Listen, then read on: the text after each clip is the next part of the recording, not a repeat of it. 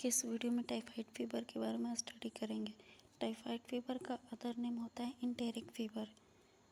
इसका डेफिनेशन को देख लेते हैं। It is an infectious disease. ये एक इन्फेक्शियस डिजीज़ है जो one person to another person में ट्रांसमिट होती है। अब small intestine which is characterized by, मतलब कि ये मेनली किसको इफ़ेक्ट करती है, हमारे स्मॉल इंटेस्टाइन को अफेक्ट करती है। जिसका साइन एंड सिम्टम क्या होगा, प्रोलॉन्ग्ड फीवर हो सकता है, टॉक्सिक सिम्टम्स अराइज हो गया, कॉन्स्टिट्यूशनल डिस्टर्बेंस या संवैधानिक जो भी अबनॉर्मलिटीज़ है वो सारी चीज़ें इसमें देखने को मिलेगी। इसका काउजेस एंड रिस्क फैक्टर क्या होगा, साल्मोनेला टाइफी बैक्टीरिया। इस बैक्टीरिया के कारण ही, बेसिलाई के कारण ही हमारे क्या होता है, टाइफाइड होता है। Pollen environment, contaminated food, milk और वाटर। जो पॉल्यूट इन्वायरमेंट है, जैसे हम कंटेमिनेटेड फूड, मिल्क, वाटर, ये सारी फूड जो खाने की पीने की चीज़ें हैं वो टेक कर ले रहे हैं, तो उसके थ्रू भी हमारा इंटेस्टाइन पे इफेक्ट पड़ेगा एंड टाइफाइड फीवर काउज करेगा।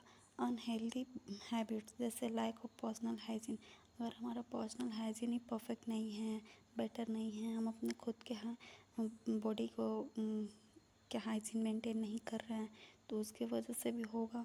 बाई कैरीज, ये सारी चीज़ों से क्या होगा, हमारा जो टाइफाइड फीवर है वो काउज होगा। सोर्सेस ऑफ इन्फेक्शन में क्या होगा, कंटामिनेटेड आर्टिकल्स। अगर कोई हमारा आर्टिकल्स है वो जो कंटामिनेटेड है तो वो हम यूज़ कर रहे हैं तो उससे भी स्प्रेड होने की चांसेस होते हैं। पुअर सैनिटेशन, अगर हमारा सैनिटेशन हाइजीन पुअर है तो वो भी हमारा इन्फेक्शन का काउज है, इन्फेक्शन का एक सोर्स है। लैक ऑफ पर्सनल हाइजीन, अगर हमारा पर्सनल हाइजीन ही सही नहीं है, हमारा केयर, कोई भी बॉडी पार्ट का केयर सही नहीं हो रहा है, तो वो भी एक इन्फेक्शन का काउज होता है एंड सोर्स होता है। अनहाइजेनिक हैबिट्स, मतलब इस टाइफाइड फीवर में हम मेनली देखेंगे कि कंटामिनेटेड फूड, मिल्क और वाटर, अनहाइजेनिक हमारा हैबिट की वजह से ही हमारा ये टाइफाइड फीवर काउज होता है। तो इसका इंसिडेंस क्या देखने को मिला है, मेल के कंपेयर में फीमेल में ज़्यादा होता है। एंड कॉमन बिटवीन कितने के एज में, 10 से लेकर 30 ईयर तक के एज में ये देखने को कॉमनली मिलता है।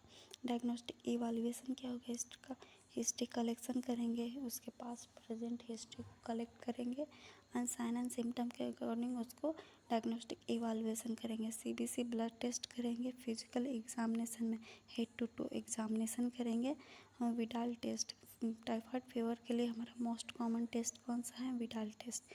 उस टेस्ट को करेंगे to detect typhoid bacilli. Clinical manifestation क्या होगा, ब्रेडिकार्डिया। ब्रेडिकार्डिया मतलब होता है decrease BP, blood pressure. Anxiety मतलब वो घबराहट। इंसोम्निया मतलब कि लैक ऑफ स्लीप, नींद कम लगेगी इस डिजीज़ में। कॉन्स्टिपेशन मतलब हार्डनेस ऑफ स्टूल हो जाएगा। हेडेक होगा। एनोरेक्सिया होगा यानी लॉस ऑफ एपेटाइट, भूख कम लगेगी। अब्डोमिनल पेन होगा या डायरिया होगा। ये सारी चीज़ें हमारे टाइफाइड फीवर में देखने को मिलेगी।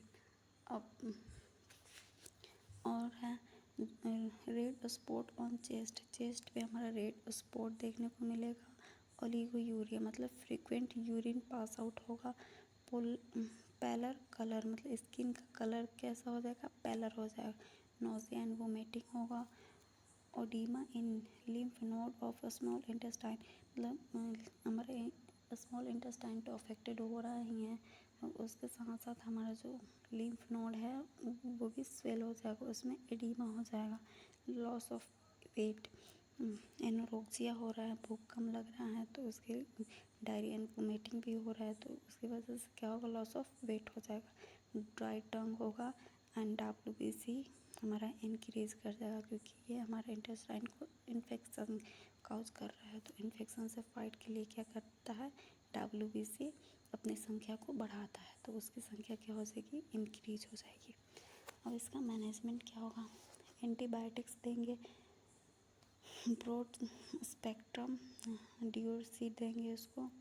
ये सारे जो भी कैप्सूल हैं मेडिसिन, ये सारी आप पढ़ लीजिएगा। विटामिन बी कॉम्प्लेक्स उसको सप्लीमेंट प्रोवाइड करेंगे। Vitamin C and nicotine acid symptomatic treatment के लिए इसको हम प्रोवाइड करेंगे। प्रोवाइड बेड रेस्ट, उसका अगर कंडीशन सीवियर है तो उसको बेड रेस्ट प्रोवाइड करेंगे।